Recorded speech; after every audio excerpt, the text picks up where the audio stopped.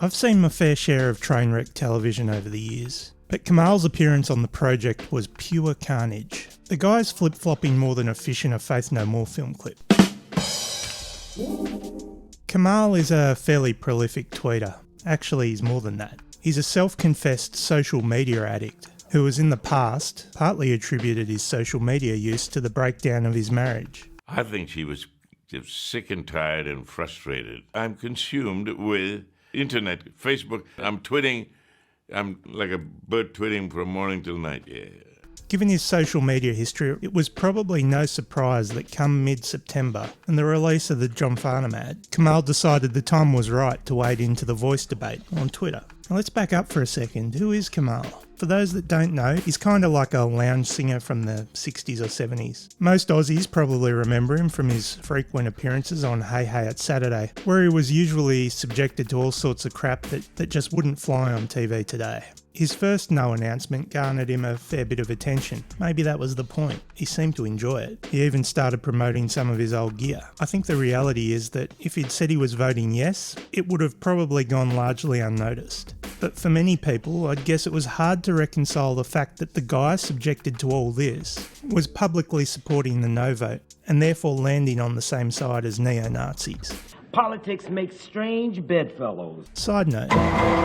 But yeah, communist flags, blah, blah. The two main communist parties in Australia have differing opinions when it comes to The Voice. There's one group pushing the yes case and another group pushing the no case. Add to that anti-voice rallies have been organised by a alleged pro-Putin conspiracy theorist and... So if you were intending to vote no because you didn't want to side with communists, you've got a big decision to make. On balance, would you prefer to side with communists or communists plus Nazis? And the communist flag going unnoticed? Hardly.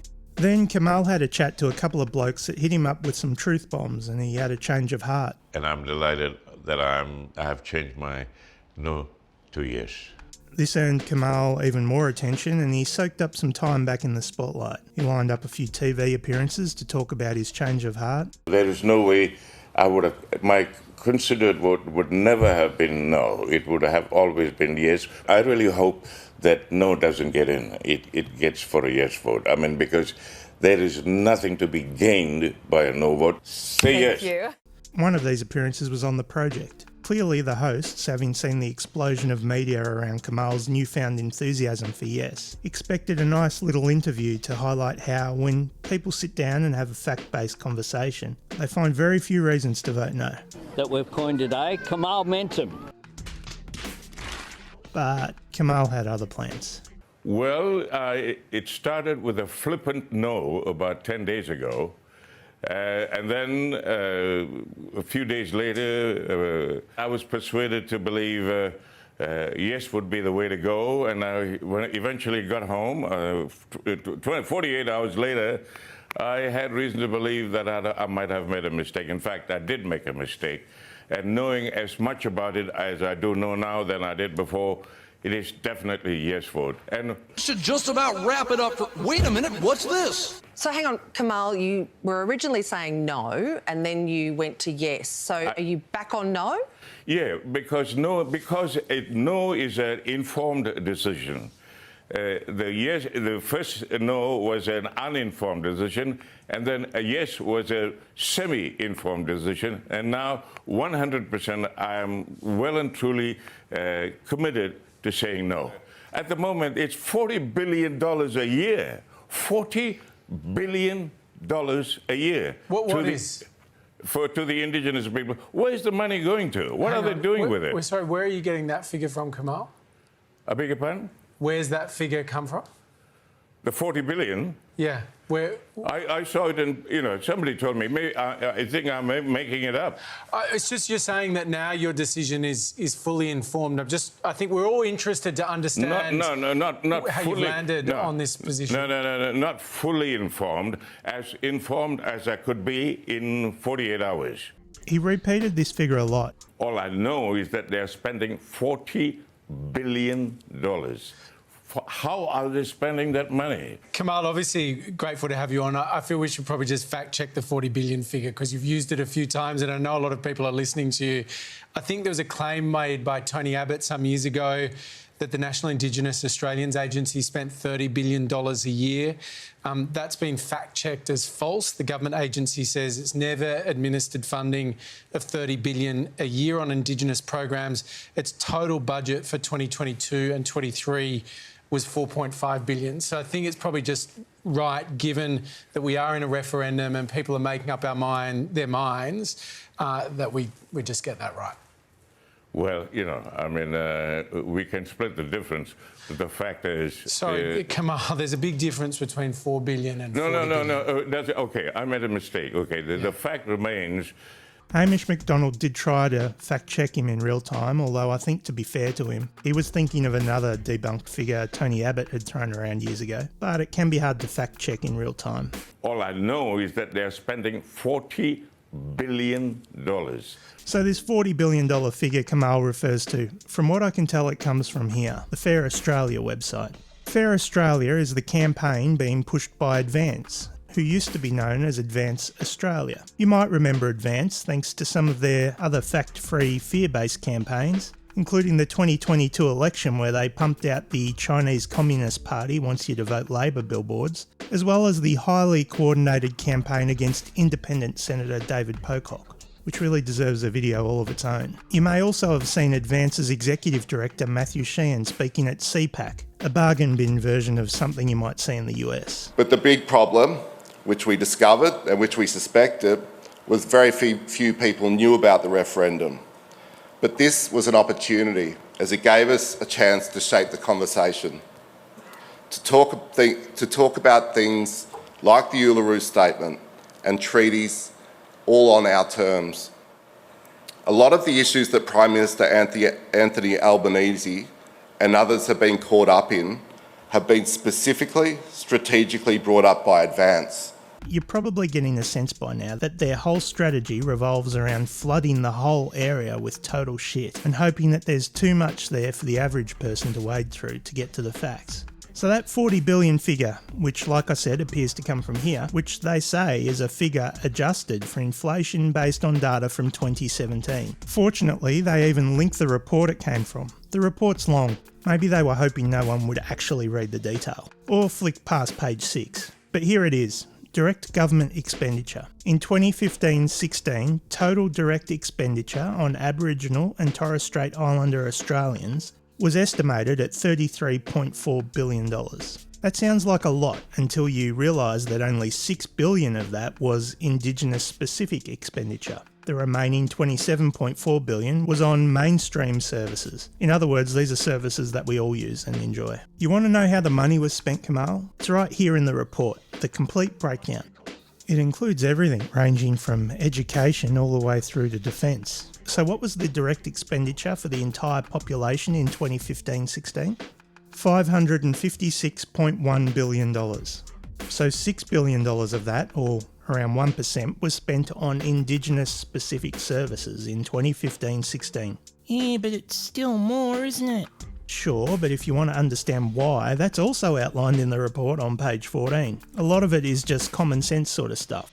For example, can we accept that it generally costs more, and in some cases a lot more, to deliver services to remote communities than it does people living in suburbs? For further context, Indigenous Australians make up approximately 3 to 4% of the Australian population. So taking that $6 billion figure, that means there was 1% of specific expenditure on 3 to 4% of the population. The rest of the expenditure would have been spent regardless of whether or not they were Indigenous Aussies. Just wait until the Sky News Muppets find out how much direct expenditure goes to Australian residents born overseas. They took our jobs! They'll lose their fragile little minds.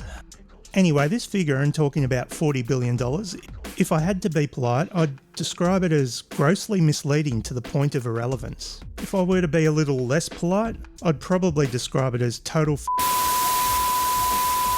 Why are people so unkind? Peter Credlin doubled down on the $40 billion, Kamal was right. offering up this without any real context. The 2017 Indigenous Expenditure Report from the Productivity Commission That's the federal government's own Productivity Commission. And here's the key points. It says, in the 2015-16 financial year, total direct government expenditure on Aboriginal and Torres Strait Islander Australians was estimated to be $33.4 billion. It says in 2015-16, the estimated direct expenditure per person was $44,886 for Aboriginal and Torres Strait Islander Australians, which is around twice the rate for non-Indigenous Australians. Average government expenditure on Aboriginal people is roughly double the community average because Aboriginal people have higher representations in general welfare programs. So the bits she left out of the report here were the reasons for the difference in expenditure. As the report highlights quite clearly, the difference in expenditure reflects a couple of things. One, the fact that there is a greater need and intensity of service for Aboriginal and Torres Strait Islander Australians compared to non-Indigenous Australians. Indigenous Australians have a lower life expectancy, they have a higher incidence of diseases such as diabetes, and they're more likely to live in the most socio-economically disadvantaged areas in the country compared to the rest of the population. It stands to reason then that, in general, Indigenous Australians would have a higher service requirement. Need a super simple example of what intensity of service means in the real world? Indigenous adults are almost 3 times more likely to have type 2 diabetes compared to non-Indigenous Australians. Applying some common sense, a segment of the community that is 3 times more likely to have type 2 diabetes is likely to have a higher need for health services than the rest of the population. If a segment of the population needs more health services, more money will be spent in order to deliver those services. That makes sense, right? It leads into number 2. The fact that there's a higher cost for providing services can also be attributed to things such as the increased cost to service remote locations. So on top of having a greater need for health services, there's an increased cost in delivering these services to remote communities. It's not that hard to understand, is it? The nuttiest thing about all of this, none of it relates to what Australians are being asked to vote on at the referendum. If your reason to vote no is because you believe that money is being wasted, then to me, that's all the more reason why you'd vote yes, so that there's an advisory body in place to help the government make better decisions. Voting no is just a vote for the status quo. Side note, here's something else a lot of people won't know. It could be argued that Kamal actually owes his career to none other than... His name was Rupert Murdoch. One day he said to me, you should come to Sydney. But he wouldn't take no for an answer. The next thing, I get an air ticket. You come and stay with us. So I stayed with him for the next 2.5 years. I owe him almost my life. It seems pretty clear that following his public yes proclamation, someone got in Kamal's ear, with these text messages reported to have prompted his fresh change of heart. I'd love to know where they came from. I'm not going to lay into Kamal too much. I don't know what's going on with him. He's previously come out as a self-confessed social media addict. Maybe he's lonely. I mean, he's responded to a dating bot on Twitter. Maybe he's looking for some more time in the spotlight. I don't know. But I will say that if these text messages were enough to convince him to change his mind, then I'm a little bit worried about him. For me, this is the saddest part of the whole thing. It demonstrates just how easy it is to sow seeds of doubt via misinformation, and why, without a bipartisan approach to this referendum, it was always going to face an uphill battle. How can you counter misinformation without amplifying it? That's one of the biggest challenges the Yes campaign has faced, and a question I don't think they've been able to answer. And it's a bloody tough question, to be fair. For Kamal, hopefully he has someone in his life that can sit him down, walk him through some facts, and encourage him to give social media a spell for a little while. If not, then watch this space, because with a couple of weeks to go, there's still plenty of time for him to change his mind another 3 or 4 times.